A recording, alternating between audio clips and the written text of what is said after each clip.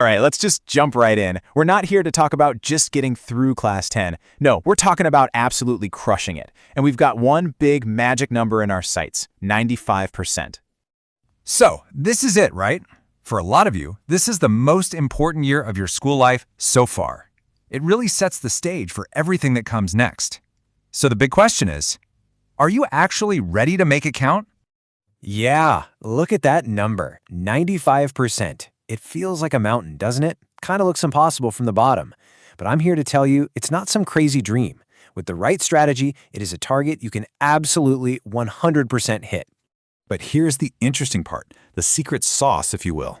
Nailing this goal isn't just about all the things you need to do. It's just as much about the things you don't do. So in this explainer, we're going to focus on the 5 biggest traps, the biggest mistakes that can derail even the smartest students, and show you exactly how to sidestep them. Okay, first up, the number one mistake, just jumping in blind. I mean, think about it. It's like trying to explore a brand new city with no map and no GPS. You're just going to wander around, get lost, and honestly, get nowhere fast. Your academic year, it's exactly the same. The fix for this is actually way simpler than you'd think. You just need a roadmap. It's a pretty simple 4-step process. First, list out your subjects. Then, give them time slots. And this part is absolutely crucial. You have to schedule in your breaks and hobbies. Then, every Sunday, you take a quick look and adjust. See, this isn't some super rigid prison schedule. It's your personal, flexible guide to success. All right, let's talk about mistake number 2. And oh man, it's a big one, resource overload. You know the feeling, we've all been there. That panic sets in, and you suddenly feel like you need to buy every single reference book, download every PDF, watch every video out there. And before you know it, you're literally drowning in a sea of material. And this right here perfectly shows the difference between working hard and working smart. The mistake is just piling up books, thinking more is always better. The smart move? Master one core textbook first. It's always quality over quantity. So why is this so effective? Well, you build a foundation that's totally solid. You avoid getting confused by different explanations, you save a ton of time and money, and you make revising so much easier. It's all about going deep, not wide.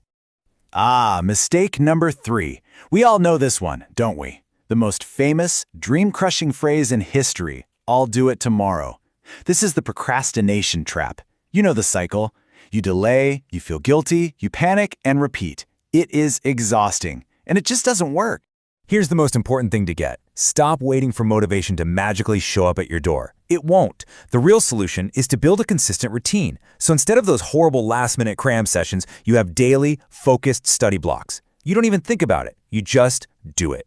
And here's a super powerful little trick to get you started. It's called the 2-minute rule. It's so simple. If a task pops into your head and you know it'll take less than 2 minutes, just do it. Right then. Don't write it down. Don't plan to do it later. This builds incredible momentum and makes starting those bigger tasks feel so much easier.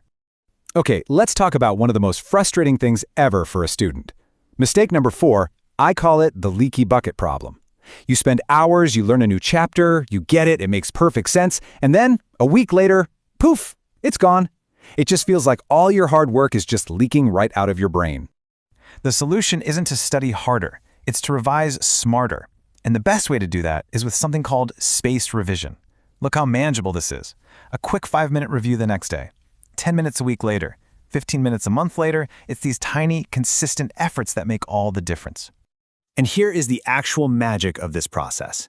Every time you do one of these quick reviews, you're basically telling your brain, hey, this info is important, keep it. And this simple technique is scientifically proven to move stuff from your shaky short-term memory into your solid long-term knowledge. And that means no more cramming.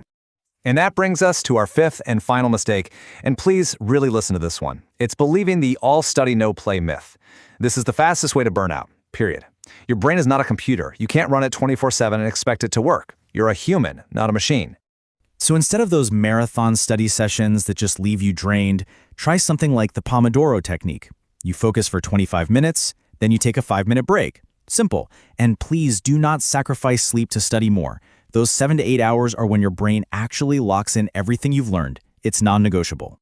So let's bring this all together. Here it is, your winning strategy in a nutshell. First, you're going to have a clear weekly roadmap. Second, you'll master one core book for each subject.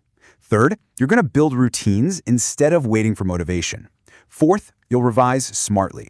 And fifth, you will balance your study with rest and things you actually enjoy. If you only take away one thing from all of this, let it be this right here. That 95% you want, it isn't going to happen in one heroic all-night cram session. It's built from small, smart efforts, done over and over again day after day. That truly is the secret. And that brings us to the end. So I'm going to leave you with this question to really think about. Looking back at those 5 mistakes, which one is the #1 trap that you always seem to fall into? And more importantly, what's the one small, smart change you're going to make starting today to make sure you avoid it?